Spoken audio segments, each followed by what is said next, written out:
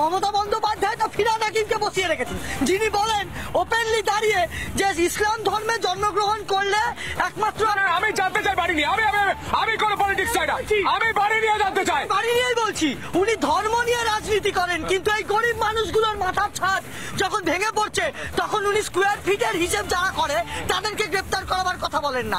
একমাত্র এই রাজ্যের পুলিশ তারা শুধু ওই গুন্ডাদেরকে পোষে, তারা মদত করে, কিন্তু সাধারণ মানুষের মাথার ছাদ চলে গেলে এই রাজ্যের মুখ্যমন্ত্রী মমতা বন্দ্যোপাধ্যায় চুপচাপ বসে মজা দেখেন, কিন্তু এদেরকে প্রতিশ্রুতি দেন না যে তাই গৃহহীনগুলো কোথায় থাকবে কালকে গিয়ে। এই ক্ষমতা যদি থাকে মমতা বন্দ্যোপাধ্যায় না পারলে ফিরহাদ হাকিম হচ্ছে নাকি লাইভ দেখছিলেন, এই মুহূর্তে সাংবাদিক বৈঠক করছেন ফিরহাদ হাকিম। আমি সরাসরি ফিরহাদ হাকিমকে প্রশ্ন করতে চাই, কবে এনারা বাড়ি পাবেন, তারিখ দিন, কবে বাড়ি পাবে লিখিত দিন। আমাদের যে প্রতিনিধি রয়েছে সরাসরি আমি বলবো, প্রশ্ন করো, চোখে চোখ রেখে। সদ্যপাঠ প্রশ্ন করছে, ট্যাগরার মানুষ প্রশ্ন করছে, কবে বাড়ি পাবে এনারা, প্রশ্ন করো। তাদের জীবনটাকে ফার্স্ট। আমি ইল্লিগাল বাড়ি ভাঙতে চাই না, মানে ইল্লিগাল বাড়ি ভাঙা উচিত, কিন্তু তাদের ক্ষতি করতে চাই না। কিন্তু এই বাড়ি ভেঙে গ্যারান্টিসের মধ্যে যদি তাদের মৃত্যু হয় সেই কারণটাও আমি হতে চাই। বৈঠক করেছিলেন হরিয়ানার সংস্থার সঙ্গে, আজকে তারা ক্রেডিবিলিটি রিপোর্ট জমা দিতে আমরা কিছু কিছু লোককে আমরা করছি, একটা অ্যাডভার্টাইজমেন্ট করেছেন, আমরা একটা ফ্রড করছি।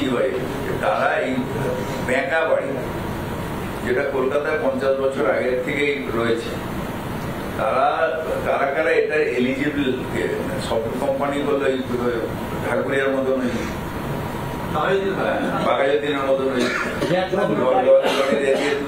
যারা কাজ করে এবং কোথায় কোথায় করেছে, তাদের ক্রেডেনশিয়াল কি, সেটার জন্য একটা অ্যাডভার্টাইজমেন্ট করবো। তাতে যারা যারা আসবেন তাদের ক্রেডেনশিয়াল চেক করা, যদি অন্য স্টেটেও করে থাকেন সেখানে যাওয়া, বিভিন্ন ইঞ্জিনিয়ারিং সংস্থাকে দিয়ে তাদের সার্টিফাই করা যে তারা কাজটা করতে পারবে কিনা। তারপরে আমরা এনলিস্টমেন্ট করবো, যদি কারো মেগা বাড়ি সোজা বলতে চায় তখন তাদের আমরা এদের বলতে পারবো, যেটা আমাদের এনলিস্টেড, যেরকম প্লাম্বার এনলিস্টেড বলি আমরা, কনজারভেশন আর্কিটেক্ট এনলিস্টেড বলি, সেরকম এদের একটা এনলিস্টমেন্ট থাকবে, এটা তারা ক্রেডেনশিয়াল একটা বড় ক্রেডেনশিয়াল এখানে করতে হবে, কোথায় কোথায় করছে তার ইন্সপেকশন করতে হবে।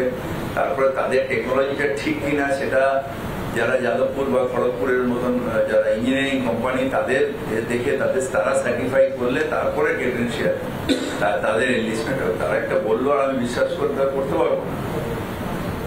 ধরুন এই এনলিস্টেড কোম্পানি যদি এদিকে হয়, তারপরে তারা যদি কোনো ব্যাকা বাড়িতে উল্টে যায় বা কিছু হয়, তার কাছ থেকে তো আমরা নিয়ে নেবো, আন্ডারটেকিং নেবো, পুরো তাহলে তোমার খরচা চলে আসবে।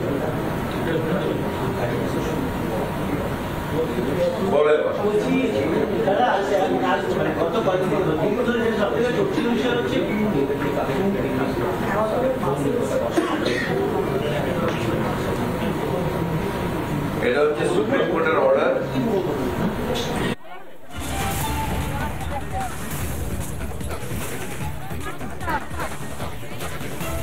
আপনারা তো শুনলেন ফিরহাদ হাকিম কি বলছেন, ওনারা পুরো বাড়ি ভাঙার কথা বলছেন।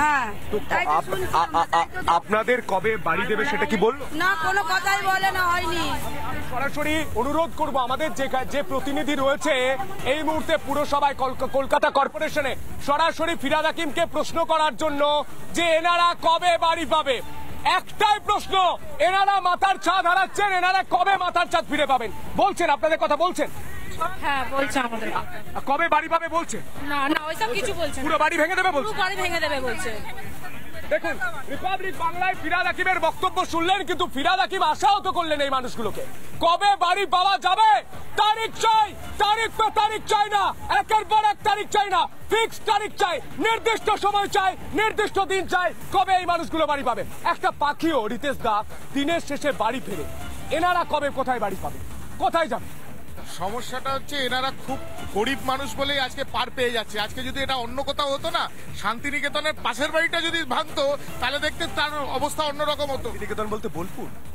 শান্তিনিকেতন মানে আমার হরিশ চ্যাটার্জির শান্তিনিকেতনের কথা বলছি, তার হরিশ মুখার্জি রোডের শান্তিনিকেতন পাশের বাড়িটা যদি এরকম হতো না, তখন দেখতে হোলপাড় পড়ে যেত। কার বাড়ি আমি জানি না, কোনো এক ভাইপোর বাড়ি হবে হয়তো, কারণ সেই বাড়িটা যদি আজকে ভাঙতো দেখতেন চারপাশে 10টা বাড়ি। ওই বাড়িটা বাড়ি আর এই বাড়িটা বাড়ি নয়। আমি জানতে চাই বাড়িটা বাড়ি, এই বাড়িটা বাড়ি নয়। এই মানুষগুলো বাড়িটা তৈরি করেনি, এই মানুষগুলো বাড়ি তৈরি করার জন্য টাকা দেয়নি, ফ্রিতে হয়েছে বাড়িটা। রেশনের চালের মতো ফ্রিতে দিয়েছেন মমতা বন্দ্যোপাধ্যায়, দেননি। পকেট থেকে 10 লাখ টাকা দিতে হয়েছে এই পরিবারটাকে, 10 লাখ টাকা কর করে গুনে দিতে হয়েছে। প্রমোটার এখন পর্যন্ত অ্যারেস্ট হয়েছে। ইয়েস অর নো, ক্ষতিপূরণ দেবেন? Yes or no? দায় কার ছিল? Yes or no? আমি জানতে চাই। আপনার ছিল দায়িত্ব, দায়বদ্ধতা ছিল? আমি জানতে চাই কংগ্রেসের হয়ে আপনি কথা বলেন, আপনি আইনজীবী, আমি পরিষ্কার জানতে চাই আইনি ভাষায় কি রয়েছে, আইনি সহায়তা ওনারা কি পেতে পারে। আমি জানতে চাই এই বাড়িটা যখন তৈরি হচ্ছিল কলকাতা কর্পোরেশনের যে ইঞ্জিনিয়ার তিনি গাফিলতি করেছেন, কলকাতা কর্পোরেশনের মেয়র তিনি অবহেলা করেছেন, এনাদের বিরুদ্ধে কি ব্যবস্থা নেওয়া যায়, আইন কি ব্যবস্থা নিতে পারে? দেখুন, প্রথমত এই বাড়িটা তো একদিন রাতের মধ্যে তৈরি হয়ে যায়নি। বাড়িটা তৈরি হতে 1-1.5 বছর সময় লেগেছে। 6তলা বাড়ি, তাহলে 1-1.5 বছর পুলিশ আর কলকাতা কর্পোরেশন কোথায় ছিল? কেন কলকাতা কর্পোরেশনের ইঞ্জিনিয়ার এসে 1 বছর এখানে কিছু করতে পারেনি? কেন পুলিশ এসে আটকাতে পারেনি? তাহলে তার কারণ হচ্ছে এই কর্পোরেশনের যারা ইঞ্জিনিয়ার আছে তারা, স্থানীয় নেতারা, কাউন্সিলররা আর পুলিশ, তারা দিনের পর দিন টাকা পেয়েছে, তোলাবাজির ভাগ পেয়েছে বলে তারা এখানে অবৈধ নির্মাণটা করতে দিয়েছে। আর আজকে যেই মানুষগুলো তিল তিল করে টাকা জমিয়ে সারা জীবনের তাদের সঞ্চয় দিয়ে এখানে একটা ফ্ল্যাট কিনেছিল, তাদের বাড়িটা ভাঙতে এসছে। আমি ওনাদের একটাই কথা বলবো, আপনাদের মাথার উপরে ছাদটা কেড়ে নিলে এখান থেকে সবাই দল বেঁধে কালীঘাটে যান, কালীঘাটের অবৈধ বাড়িগুলো দখল করে বসে থাকুন। আপনাদের মাথার ছাদ যদি কেড়ে নেবে, তার অবৈধ বাড়িগুলো আপনারাও কেড়ে নিন। এছাড়া পশ্চিমবঙ্গে কোনো আজকে উপায় নেই। একটা জিনিস দেখলেন, হাততালি মারছে, হাততালি মারছে গোটা বাংলার মানুষ। দেখুন, আজ মানুষ হাততালি দিচ্ছে। এটাই বাংলার মানুষের কণ্ঠস্বর। যে বাংলার মানুষের কণ্ঠস্বর তুলে ধরে রিপাবলিক বাংলা, এই সন্তু পান সরাসরি প্রশ্ন করে বাংলার মানুষের জন্য। আপনি উত্তর দিন, কবে বাড়ি পাবে? শুনুন, এই একটা জিনিস দেখছেন তো, জিনিসটা মনে হয় খারাপ বেরোলে পেনে লিখতে পারছেন। যিনি বানিয়েছেন, আমি তো পেন বুঝতে পারছি, আমি বাড়ি বুঝতে চাইছি, আমি ওনাদের মাথার ছাদ বুঝতে চাইছি। আপনি ইঞ্জিনিয়ারিং বোঝাতে এসছেন, আপনি ইঞ্জিনিয়ারিং বোঝাতে এসছেন, আমি মানুষের কথা জানতে চাই। নিশ্চয়ই আপনার বাড়ির মাথায় ছাদ থাকলে আপনারও তো খারাপ লাগতো। যিনি বানিয়েছেন প্রথম দায় তার, প্রমোটার উত্তর দেবে। সব দায় আপনাদের দিদি, সব দায় সব দায় আমাদের।